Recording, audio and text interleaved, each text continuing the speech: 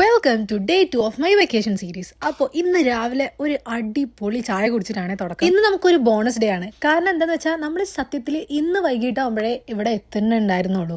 പക്ഷേ നമ്മളൊരു ആവേശം കൊണ്ട് നമ്മൾ ഒറ്റ സ്ട്രെച്ച് വണ്ടി ഓടിച്ചുകൊണ്ട് നമ്മൾ ഇന്നലെ രാത്രി തന്നെ സ്ഥലത്തെത്തി. ചായനെ പറ്റി പറയാതെ പോകാൻ പറ്റില്ല, അടിപൊളി ചായ ആയിരുന്നു. പാപ്പനാണ് ചായ ഉണ്ടാക്കി തന്നത്. അത് കഴിഞ്ഞ് ഞങ്ങൾ വീടിൻ്റെ പരിസരത്തൊക്കെ ഒന്ന് കുറച്ച് വാക്കിങ്ങിനൊക്കെ പോയി. അപ്പം ഇതും അവൻ്റെ പഴയ ഓർമ്മകളും കാര്യങ്ങളൊക്കെ ഇങ്ങനെ ഞാൻ അവിടെ അത് ചെയ്യുമായിരുന്നു, ഇവിടെ ഇത് ചെയ്യുമായിരുന്നു, അങ്ങനെ കുറേ കഥയൊക്കെ പറഞ്ഞ് ഞങ്ങൾ നടന്ന് തിരിച്ച് വീട്ടിലെത്തിയപ്പോൾ പാപ്പൻ നല്ല അടിപൊളി ഇഡ്ഡലിയും സാമ്പാറും അതുപോലെ ചട്നിയും ഉണ്ടാക്കിയിട്ടുണ്ടായിരുന്നേ. മേമയ്ക്ക് വർക്കുള്ള ദിവസമാണ് എന്ന്, അതുകൊണ്ടാണ് മേമേനെ കാണാത്ത. നെക്സ്റ്റ് വ്ലോഗിൽ ഉറപ്പായിട്ടും കാണും. ഒരു സ്പെഷ്യൽ തമിഴ്നാട് റെസിപ്പിയിലായിരുന്നു കറി ഉണ്ടായിരുന്നത്.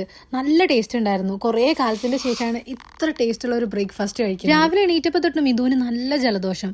അതുകൊണ്ട് തന്നെ അടുത്ത എവിടേക്കെങ്കിലും നമുക്ക് പോകാമെന്ന് വിചാരിച്ച് അവിടെ അടുത്ത് തന്നെയുള്ള ബ്രോണ്ടി ഗ്രീക്കിൽ ഞങ്ങൾ പോയി. പക്ഷെ ഞാൻ അവിടെ പോയി കുറച്ചിങ്ങനെ നടന്നൊക്കെ വന്നപ്പോഴത്തേനും മിഥുവിന് നന്നായി ജലദോഷം മൂർച്ഛിച്ചു. നല്ല തണുപ്പുണ്ടായതുകൊണ്ട് ഒട്ടും അവന് പറ്റുണ്ടായില്ല. അപ്പൊ പിന്നെ നമ്മൾ നേരെ വാൾമാർട്ടിൽ പോയി അവന് കുറച്ച് നേസൽ സ്പ്രേയും കാര്യങ്ങളൊക്കെ വാങ്ങിച്ചു. ഞാൻ എൻ്റെ ഫേസ് വാഷ് എടുക്കാൻ മറന്നിട്ടുണ്ടായി. അപ്പം ഞാൻ ഫേസ് വാഷും അങ്ങനെ കുറച്ച് ഐറ്റംസ് ഒക്കെ മേടിച്ച് വീട്ടിൽ പോയി ഇത് വീണ്ടും അടിപൊളി ചോറും ഉപ്പേരിയും കറിയൊക്കെ കഴിച്ചു. ഇനി ഇവർക്കൊരു മാച്ച് ഉണ്ടായിരുന്നു. അപ്പൊ പിന്നെ പാപ്പ മിഥുനോട് എന്തായാലും വരാൻ പറഞ്ഞു. പണ്ട് അവനും കളിച്ചോണ്ടിരുന്നാണ് ഇവരുടെ കൂടെയൊക്കെ. അവനൊട്ടും വയ്യാത്തോണ്ട് അവൻ എന്തായാലും കളിച്ചിട്ടുണ്ടായിരുന്നില്ല. പിന്നെ എല്ലാവരും കണ്ട് ഹായ് പറയാലോ, ഇങ്ങനെയൊക്കെ വരുമ്പോഴല്ലേ എല്ലാവരെയും കാണാൻ പറ്റുള്ളൂ. അപ്പൊ പിന്നെ എന്തായാലും അവിടെ വരെ പോയി എല്ലാവരെയും കണ്ടു, ഹായ് ഒക്കെ പറഞ്ഞു. പാപ്പന്റെ ലൈഫ് കണ്ടിട്ട് എനിക്ക് ഏറ്റവും ഇൻസ്പയർ ആയിട്ടുള്ള ഒരു കാര്യം എന്താണെന്നറിയോ? ഏജ് ഇസ് ജസ്റ്റ് നമുക്ക് ഇഷ്ടമുള്ള കാര്യങ്ങളൊക്കെ ചെയ്ത് നമ്മളെ ഹാപ്പി ആക്കുന്ന കുറച്ച് ആൾക്കാരുടെ ഇടയിൽ സന്തോഷമായിട്ട് ജീവിക്കുക. പോസിറ്റീവ് ആയിട്ടുള്ള കാര്യങ്ങൾ മാത്രമേ ആളെടുക്കുള്ളൂ. ടു ബി ഫ്രാങ്ക്, പാപ്പൻ ഇതിനൊക്കെ ഇടുന്ന എഫേർട്ട് കാണുമ്പോൾ എനിക്കത് ഭയങ്കര ഇൻസ്പയറിംഗ് ആയിട്ട് തോന്നി. നമ്മൾ എത്ര ആൾക്കാരാ നമ്മുടെ ഹാപ്പിനെസിന് വേണ്ടിയിട്ട് എഫേർട്ട് ഇടുന്നത്. പാപ്പൻ ഫുൾ ഓൺ ആണ് എപ്പോഴും. പാപ്പൻ എപ്പോഴുള്ള എനർജി എനിക്കും ഇതുവരെയുണ്ടെന്ന് തോന്നുന്നില്ല. ലൈഫ് അങ്ങോട്ട് സെലിബ്രേറ്റ് ചെയ്യുക, ഒട്ടും കോംപ്ലിക്കേറ്റഡ് ആക്കാതെ ലൈഫ് സിമ്പിൾ ആയിട്ട് എടുക്കുക.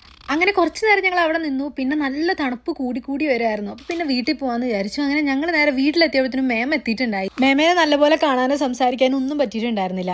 വീട്ടിലെത്തി കഴിഞ്ഞപ്പോൾ മിഥുവിന്റെ പ്ലാൻ മാറി. അവന് ജസ്റ്റ് ഫ്രണ്ട്സിനെ ഒന്ന്, അടുത്തൊക്കെ ഉള്ള ഫ്രണ്ട്സിനെ ജസ്റ്റ് ഒന്ന് കണ്ടിട്ട് വരാമെന്ന് പറഞ്ഞിട്ട് അവൻ വീണ്ടും വീട്ടിൽ നിന്ന് ഇറങ്ങി. അങ്ങനെ മേമയും മോനും കുറച്ചു നേരം ഇങ്ങനെ സംസാരിച്ച് നിൽക്കുമ്പോഴാണ് നമ്മുടെ പ്രണവും സുദേവും വന്നത്. അങ്ങനെ എല്ലാവരെയും കണ്ട് ഞങ്ങൾ കുറച്ചു നേരം സംസാരിച്ചൊക്കെ ഇരുന്നു. പിന്നെ നാട്ടിൽ നിന്ന് കൊണ്ടുവന്ന കറുത്തലുവ ഉണ്ടായിരുന്നു. അപ്പോൾ അലുവയൊക്കെ കുറച്ചു നേരം കഴിച്ചു. പിന്നെ കുറച്ച് സ്നാക്സ് കഴിച്ചു. പിന്നെ ഞങ്ങൾ കുറച്ച് രസവും കാര്യങ്ങളൊക്കെ ഉണ്ടാക്കി. ചോറും ഉപ്പേരിയും മീൻ പൊരിച്ചതും പപ്പടവും പിന്നെ ഒരു പായസം ഉണ്ടാക്കി.